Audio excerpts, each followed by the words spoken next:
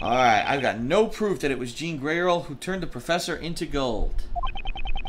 Even if the magic gem is a fake, it's still not decisive evidence.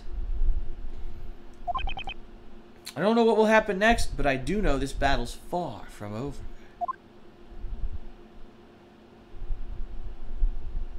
Aha.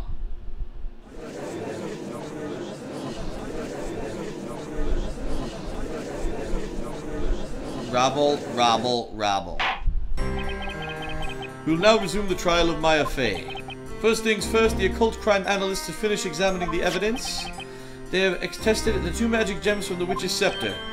Oh? Goldor floated on the surface of the water, whereas Famalia sank. It was said that genuine magic gems float in pure water, wasn't it?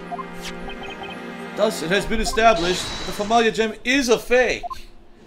Oh, rabble, rabble, rabble, rabble. Rabble, rabble, rabble. Order, order, order in the court. This does not prove that Goldor was used, of course. Nonetheless, the defense's theory does now seem more plausible. The court considers it worth looking into. You have no objection to that, do you, Inquisitor Barnum? No, my lord. Alright. Now then, bring in the witness. Strip the witness. Look for family jewels. Witness, state your name and profession. My name is Jean Greyrell. I serve the late Master Belduke. Since his death, I have been tending to his dwelling and putting his research materials in order. Huh? I don't know what it is, but I feel like there's something a bit different about Greyrell today. Witness, this is something we need to clarify first of all. As you are no doubt aware, you have been accused of being a witch. So pull out your penis! Therefore, it is vital that you tell us, are you a boy or a girl? Why, I'm both. Oh, please hold on. What is this? Excuse my rudeness, my lord, but at this time, I do not intend to answer that question. Huh? Why do you refuse to answer, witness? I have been following this trial from the gallery, and so I'm fully aware of the utterly absurd accusations made against me. Alchemy, the art pursued by Master Belduke, is concerned with the rules and logic that govern nature. As someone who had been helping Master Belduke for quite some time, I dare say your theory is both illogical and impossible. Objection! The witch's scepter was thrown into the crime scene through a portal created by the magical spell Godor. That portal could only have been opened from your room. Ah! And that's more, one of your walls in your room is painted green, or else you can just show us your pick, Dick, and Jane right now. Pull out your franken beans! I believe anyone is free to paint their walls in whichever color they please. Besides, your theory relies on one magic gem being a fake. While that may have been proven true, the other question has arisen. Where could the genuine magic gem be? It's inside of your cooch! Oh, I'm kidding. It must have been swapped with the fake one and discarded somewhere. Inside of your cooch! I'm afraid that's impossible. Why? We assume, as you've claimed, that the witch used the spell Godor, and I don't have a cooch, where could I put it? That would mean the magic gem must have been swapped after creating the portal. So tell me, when and where would the witch have disposed of the magic gem? I see your point. Maybe it was inside of your cooch! Several people paid witness to the incident, and the Knights of the Inquisition arrived at the scene immediately after. During that time, no one left the building, and the whole place was meticulously searched. Naturally, my room was searched as well, although there was not much to see as I have few personal belongings, but no one checked inside of my cooch!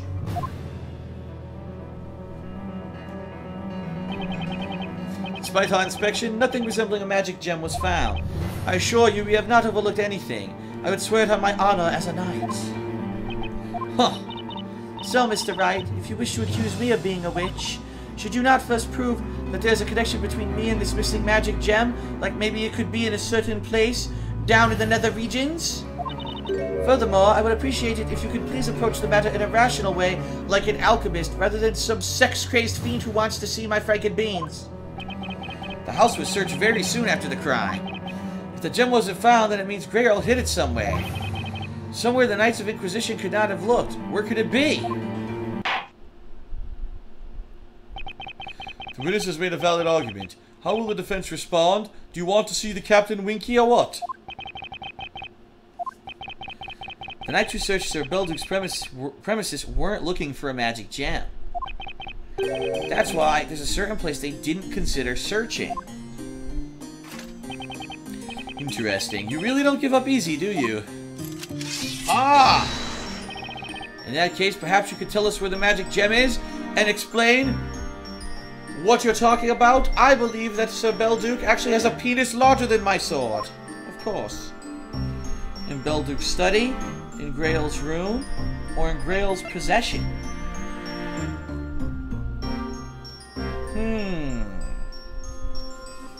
It could be in... Wait a minute. Wait a minute. Do you remember something?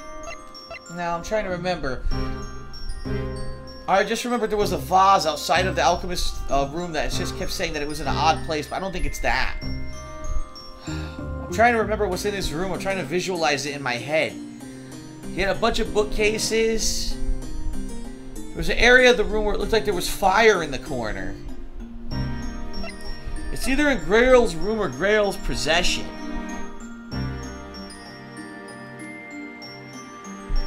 Or in Grail's coach! But I don't know which.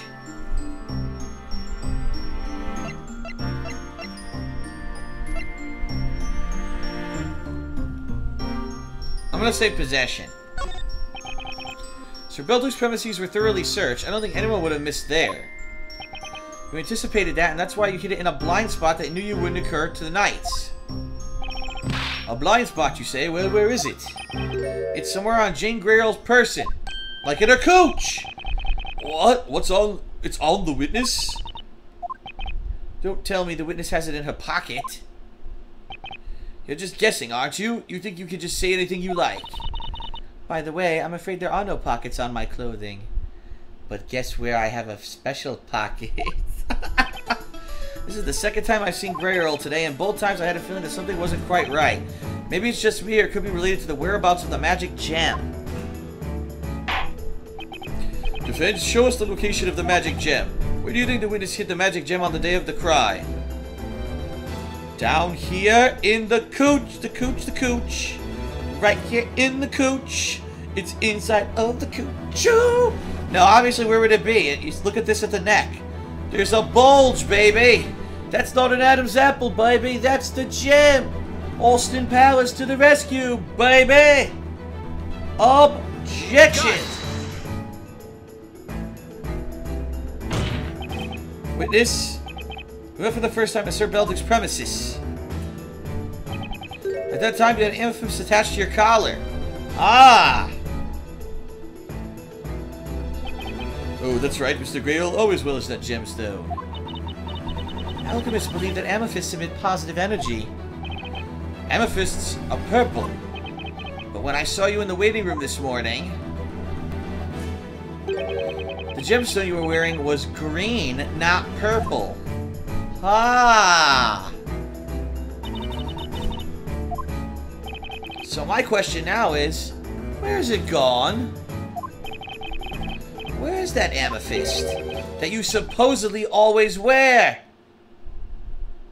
We know where. It's in the C-O-O-C-H in the cooch. Objection! Wait just a minute. The witness wears a purple gemstone? Is something amiss, Inquisitor Barnum? When we arrived at the crime scene, the witness came out to meet us. I recall the witness wearing a gemstone, but that gemstone was green. Green? Amethysts aren't green, although amateurs sometimes mistake prasiolite for amethyst, but that's irrelevant now. Witness, you've been trying to pin the blame on the defendant. In order to do that, you replaced the Godord magic gem with a regular gemstone. We thought the witch who killed Sir Belduke had used the spell Familia. You know that a witch's scepter with the Familia and Goldor magic gems attached was discovered at the crime scene. The suspect would be accused of committing both crimes, and that's precisely what happened. The girl captured at the crime scene was accused of slaying both Sir Belduke and Sir Layton. That was your plan. You removed the Godor magic stone from the scepter and inserted your amethyst in its place. And then you attached the Godor gem to your collar. That's why, when we saw you shortly after the incident, you were wearing a green gemstone. To think it was in fact a magic gem. Rubble. Pull those pants down immediately. Let's see what's going on here. Order! Witness, is that true? Uh-oh. This amounts to nothing more than conjecture. I do not believe you have any solid proof. However, I have to concede that you have surmised a logical connection between me and the missing magic gem. Ah. Consequently, I am prepared to answer your questions. Ah. Good. I will repeat what I asked you previously. Witness, state your name, profession, and finally, your gender.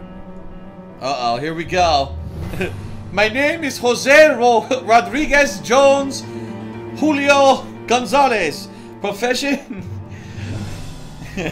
My name is Jean Grail.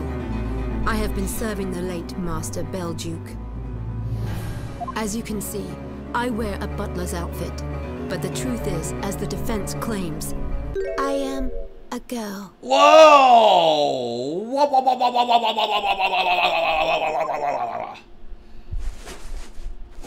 Hoyo! A girl? Unbelievable. What? The butler is a girl? Hoyo! Ho! Ha ha ha ha! Alright, now take the pants off. Oh wait, how old is she? Never mind, I didn't say that. Order in the court. Jean Grail, are you declaring to this court that you are in fact female? Yes. But everyone in town was under the impression that you are a boy. Hey, did you hear that? The butler's a girl. Does that make him a maid? Oh, I knew there was something suspicious about him. I mean, her. You know why, Wright? Think about it. Oh, that alchemy, that's mighty suspicious. I think he pulled a Woody Allen, he did, that right old governor alchemist. Just listen to them. Listen to the wild gossip and accusations. Alchemists pursue knowledge of the rules that govern nature. But to the townspeople, alchemy is no different than magic. Had they known I was a girl, they would have taken me for a witch. That's what Master Belduke was worried about. He told me it would be safer to pretend to be a boy. In other words, you disclose that you're a female, but deny that you're a witch. I would have thought that was obvious. She knew that once her gender came into question, she wouldn't have been able to conceal it. That's why she made this public now. That's the most rational choice for her. Inquisitor Barnum, may I ask you one question? Has all the evidence in this Golden Gentleman case already been presented? Why do you ask? As it stands, you do not have a single piece of evidence proving that I am a witch. Given the lack of pertinent evidence against me, I would like to be permitted to return to my duties. Huh? What say you, Inquisitor Barnum? It's been proven that the two gems were swapped. However, it may also have been possible for the accused to have done so. Objection! Why, there's no reason to swap the gems. This is a place of judgment. There's no need for us to understand the reasons behind a criminal's actions. Huh? After all, those whom we judge are otherworldly creatures. They are witches. It is impossible for a human being to understand the reasoning of a witch. Is there nothing we can do? At this rate, Maya will be...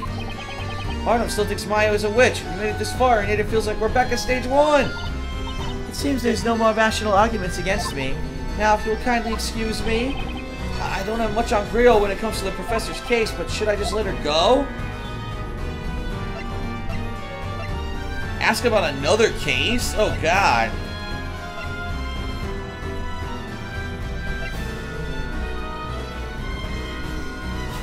Oh, now how am I supposed to know what the right thing to do here is? This is a bunch of hogwash. A bunch of bullshit. A bunch of poppycock. I don't know what the right answer is. Damn it.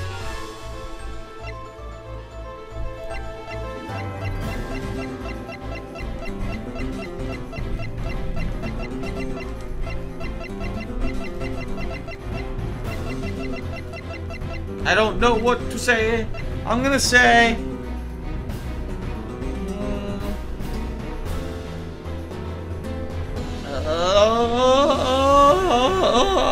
hint coin. Whoa. Alright, I'm gonna ask about another case then. There's nothing else I can follow up on regarding the professor's case, so what can I do? There's only one other option.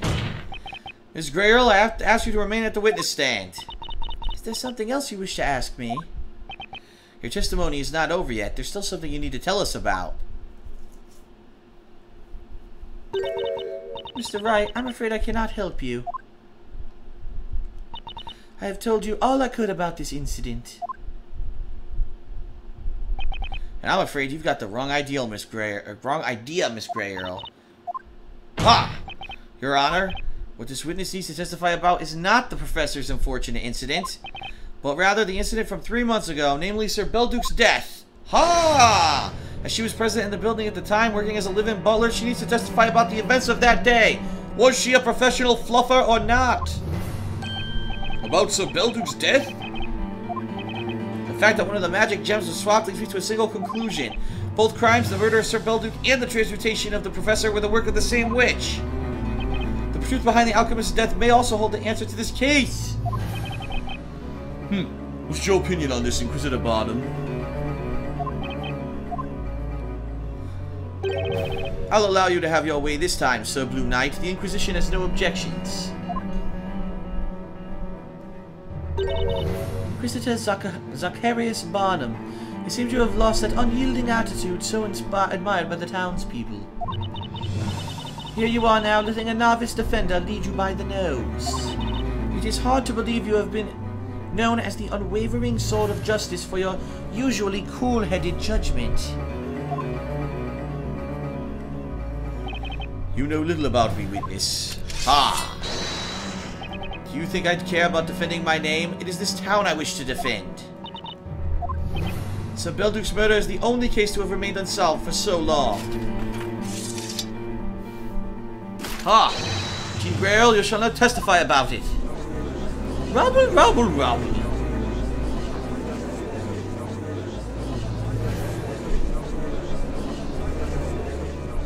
Damn. So we're gonna go to a whole new freaking phase of the case. As demanded by both defense and inquisition, the witness will testify about Sir Belduke's death. Any questions? No, my lord. I must, however, mention one more thing before we begin. If it cannot be proven that Jean Grayle is a witch as claimed by the defense, the court will irrevocably consider Maya Fey to be the witch responsible for both crimes. Is that understood? You have no choice, Sir Blue Knight. If you don't want the trial to end right now, ready your sword and face the challenge that awaits.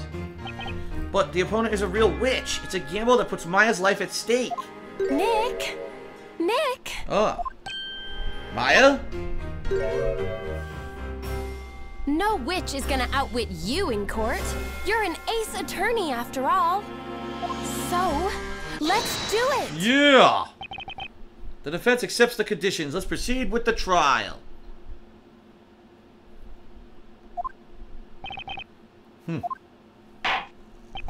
Inquisitor Barnum, you may begin. We shall start with a brief summary of the incident. About 3 months ago, in the dead of night, Sir Belduke the alchemist was murdered. The crime took place in his study. Just as this incident, the room had been locked from the inside. The victim was found still seated in the chair at his desk, who we can assume he was attacked while working. There are very clear strangulation marks visible on his neck. Oh, there's something trickling down from his mouth. Is that blood? Yes, most likely. The victim probably bit his tongue as he was struggling with his assailant. As you said earlier, some white powder was spilled over the floor, correct? Yes, hence we expected to find the killer's footprints. However, there were none. The killer must have somehow approached the victim without stepping on the floor. After murdering Sir Belduke, the killer left the room without opening the door. Undoubtedly, the crime must have been committed through the use of witchcraft. The body was discovered the following morning by the butler, Miss Grayle. The body was found by Grail, huh? Thank you, Inquisitor Barnum. The court illustrator's sketches will be added to the evidence. Alright, they added those pictures. Now, witness, begin your testimony. Tell us about the events spanning the night of the crime, from the evening beforehand until you discovered the body. Alright, we are going to get witness testimony about the alchemist's death.